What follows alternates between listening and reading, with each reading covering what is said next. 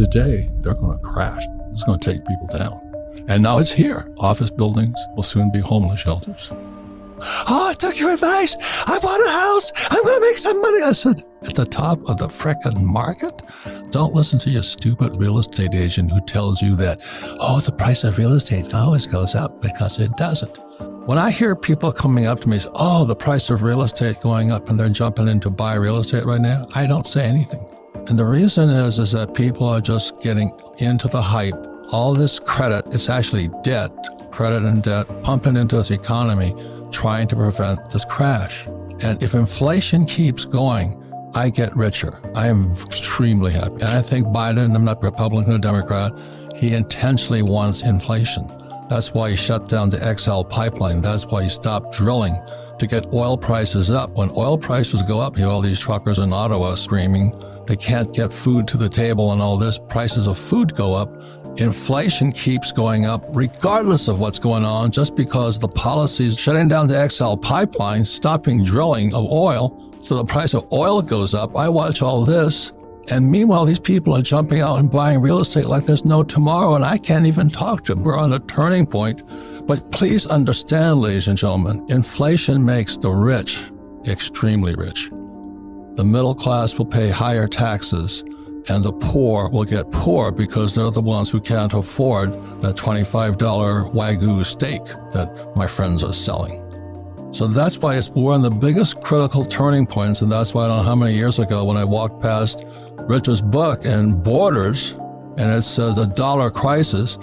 If you understand what's going on, the problem is the U.S. dollar. Because in 1944, it stopped being money. It just became the reserve currency of the world. And in 71, Nixon took the dollar off the gold standard. We're being set up right now, one of the biggest changes in world history. And so, oh, I bought a property. What do you think? I can't even talk to him. Because this, to me, is 2007 all over again, and then the repo market collapsed. 2008, the market collapsed, and back in 2008, this guy named Bernanke, I believe it was, could print money.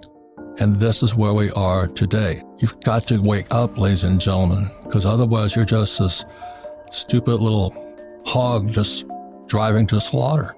So America is we're at, not just America, we're one of the biggest turning points in world history.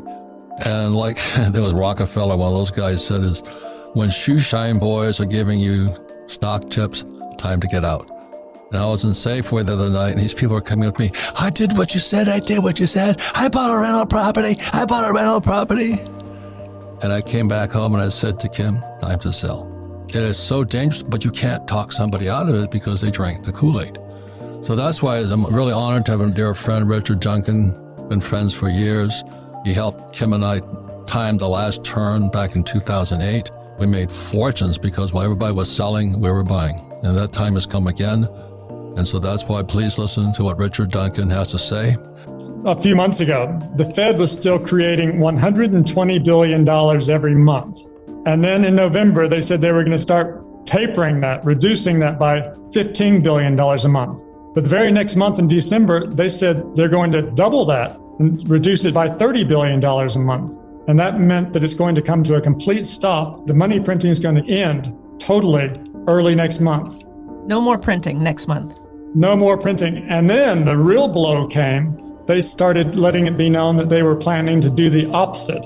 Instead of printing a lot of money through quantitative easing, they're going to start destroying a lot of money through quantitative tightening. Now, when they print money, that pushes asset prices up. When they destroy money, that tends to make asset prices fall.